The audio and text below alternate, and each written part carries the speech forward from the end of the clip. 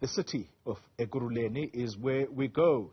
It has received a clean audit once again, but service delivery remains an issue. There are about 30,000 people living at the Makause informal settlement. This is in Primrose on the East Rand. They say there are some services provided, but more can and should be done for them. That's where we find our reporter, Tshegohaco Moagi. Tshegohaco, good morning to you. So what is it that the people who live in that informal settlements are crying out for?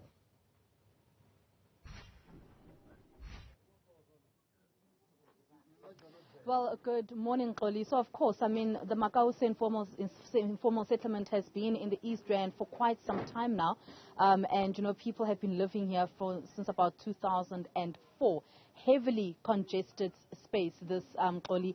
As we were walking around with my colleague Daniel and taking a drive around, we're able to see, you know, fills and fill spaces where there's just a whole lot of stuff that has just been thrown there. It has just been left there. And this is not too far, a very close proximity to people's doors here. But, you know, my colleague and I have been here for most of the morning, and you can clearly see behind me, you know, the situation of how thin these roads are here.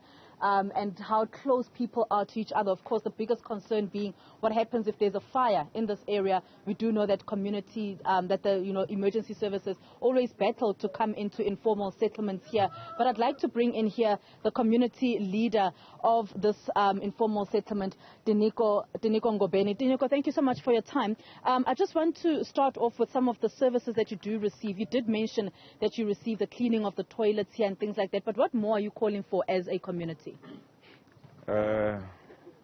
Morning, my sister. My name is Diniko Ngobeni. I've been here at Makause since from 1994.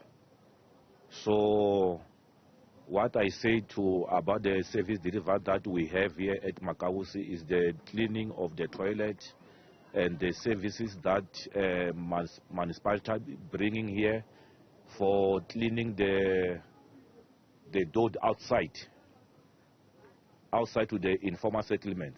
So that service of the chemical toilet, so then we have got worry about the service for cleaning once a week. So then we have challenges about those toilets, because then when they clean once a week, those chemical toilets, then it is full before week. So we have those challenges, because then when they give us cleaning chemical toilets once a week, so then they don't know that that chemical toilet then is accommodating how many people in that families. So then we have that challenges. So the other challenges, then we don't have the roads inside here. When the shacks burn, the fire extinguished, then they don't have access to come inside. They park far from informal where there's a fire. So then the shacks then burn a lot of shacks here. So then even the water, then we fight the time for the COVID-19. So then we didn't have many taps to supply this community here inside. So then it's where they bring it, some of taps, at least then to accommodate our people inside here. So then the municipality, they tell us that they buy some of piece of lands inside here. And some of then our communities, they say, if you say then you are owning land inside here, so then you can do something, maybe then you build some houses inside, and then to make sure that you are owning land, and people then they can trust that municipality, they are doing something in our informal settlement. Yeah. Nothing can be happen. They promise us about reblocking. That reblocking, even today, there's not that reblocking. So then we sick and tired about that, our municipality, because then every day they are lying to us.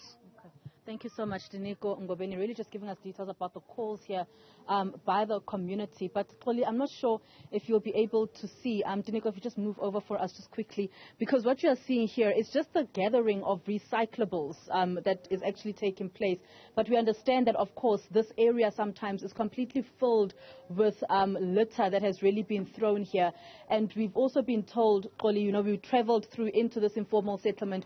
We saw various spaces where there were actually, where there were landmines, so to speak, where people have actually fallen through. We're told that there's a lady who actually fell through a sinkhole in this particular informal settlement. She was sitting in her house, she was sitting on a chair, and it all just collapsed. So they are also just saying that, you know, they want some assistance with things like that for them to be occupied in safe places, in safe spaces here in this informal settlement. But we will be speaking to other community members about what they would like to see regarding this informal settlement.